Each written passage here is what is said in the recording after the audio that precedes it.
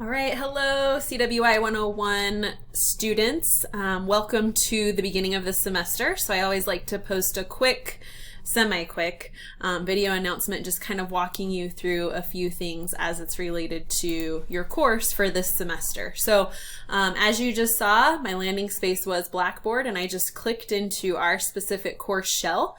There's just a couple of things that I want to go through as you start out in your first semester to highlight in terms of the syllabus and some expectations, as well as hopefully give you a little bit of an opportunity to get to know me a little bit, because that is one of your assignments this week, is to also share a little bit about yourself. So in your course shell, when you're logged in, classes will be available starting on Tuesday, because that's when the semester starts.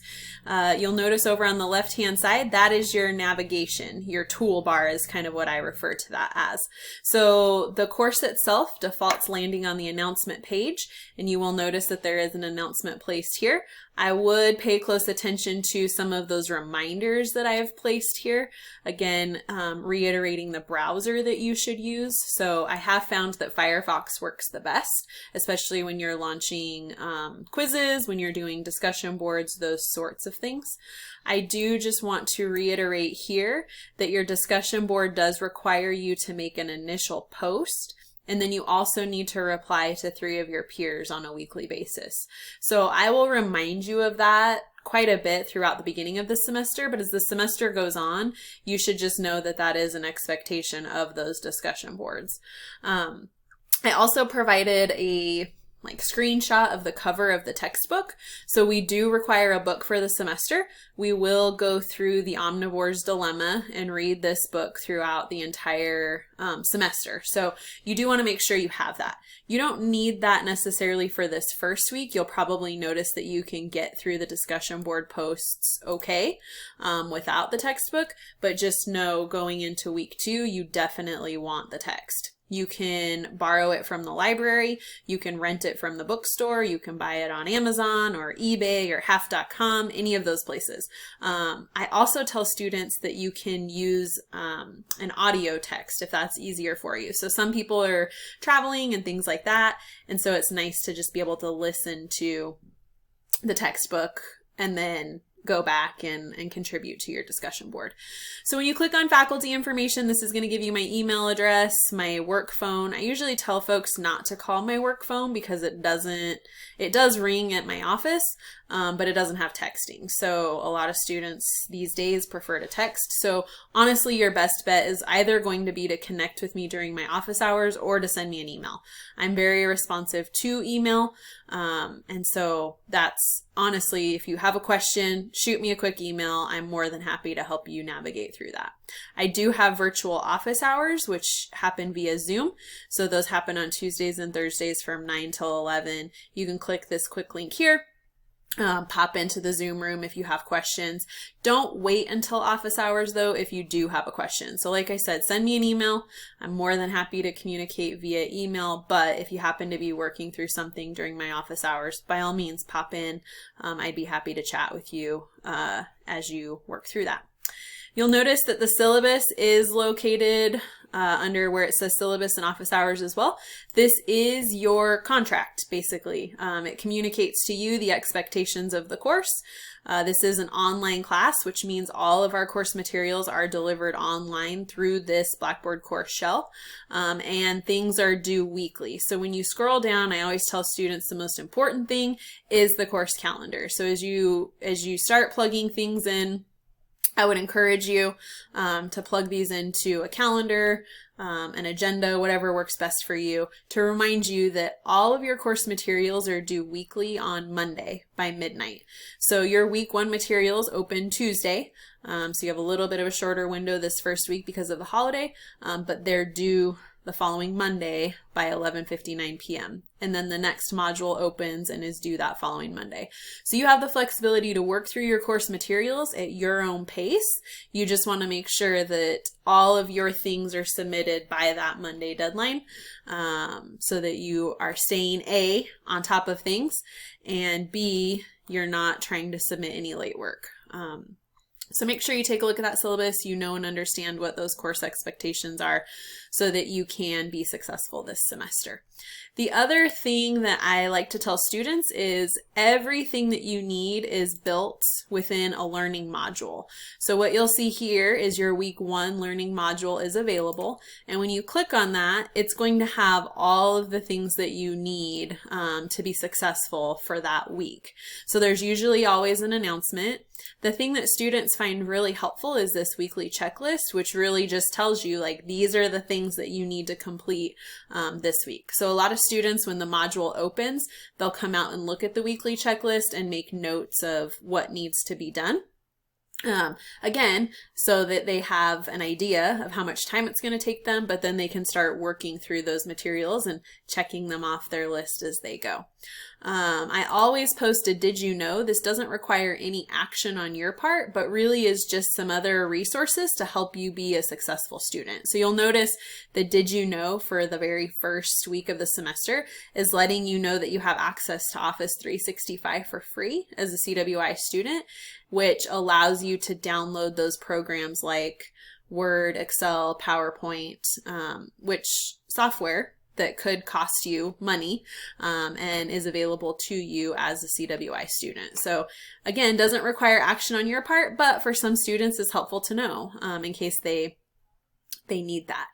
So then there's resources for that student checklist. The one thing that I do just want to spend a moment walking you through is you are going to be required to complete a badge this first week. Your first badge is this student Blackboard badge. And what I've done is I've created a screenshot here that kind of shows you where that lives. So all of your badges live within My Commons. And the very first one that you're going to do is your Blackboard badge. And so when you're in Blackboard, and let me just exit my student preview here for a minute. When you're in Blackboard and the home like landing page before you even click into the course, when you scroll down under My Organizations, you're going to see one that says My Commons. So that's where I need you to go to complete any of the badges that we talk about this semester. The first badge is this Blackboard badge over here on the right. So you can click that Blackboard. It's going to walk you through how to navigate Blackboard, kind of a little crash course. And then at the end, it's going to give you a badge, basically say that you earned this specific badge. After you have that confirmation, you're going to come back over here to your badge book. And when I say that I want you to upload a screenshot, I want you to upload a screenshot of your completed badge. So when you scroll down to those technology badges, you'll see that the Blackboard badge shows that it's earned. So this is what I want a screenshot of. See, this says student Blackboard badge and it has my name and it shows that I have completed that. So don't send me a copy of the quiz. Don't send me a confirmation that you submitted it. This is what I need a screenshot of. So remember, that's located over on the left-hand side under your My Badge book. Once you've captured that screenshot, you're going to upload that as a completed assignment. And a lot of students will ask me questions like, I have completed it. How do I upload it? How do I take a screenshot? Over here on the left-hand side, there is a link for how to do things like taking a screenshot, uploading an assignment, expectations for discussion boards, those sorts of things. So know that there are some resources there if you do have questions. Again, once you've completed that Blackboard badge, you're just going to pop over here where it says Student Blackboard Badge Assignment Upload. You'll attach that file and then you'll hit Submit down at the very bottom to upload that. The other thing that you're going to be exposed to this week is a discussion board. And you're going to notice that this discussion board doesn't automatically open. And when you go to post it, which it's not available because class hasn't started yet, but when you go to post it, it's going to say that you have to make a post before you can access everybody else's discussion boards. So here's what it looks like on my side. What I encourage students to do is to copy the list of questions. And I encourage students to copy and paste that into a Word document and then type your responses. And there's a couple of reasons why I have you do that. First of all, it kind of allows you to work through the post at your own pace. So maybe you only want to answer a couple questions and save it off. And then come back to it before you're ready to submit it.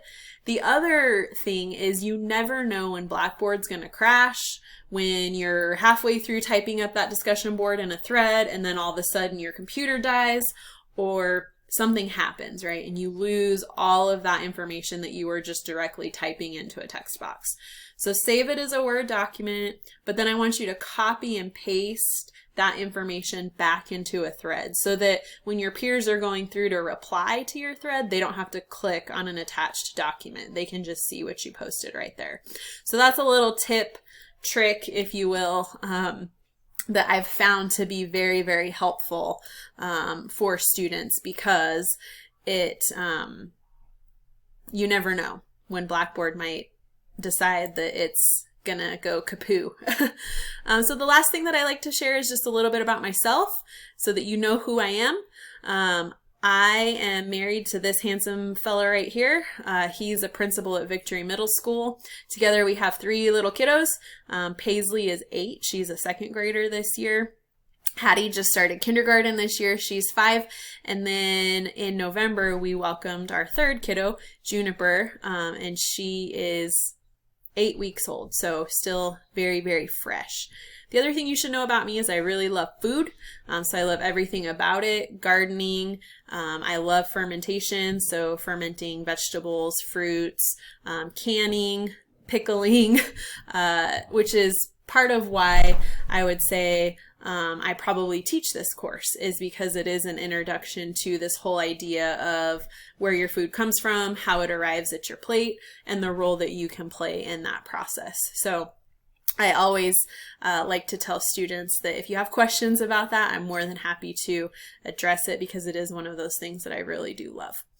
And then the last thing is, as you can see right here, we spend some time out at the racetrack. It's kind of a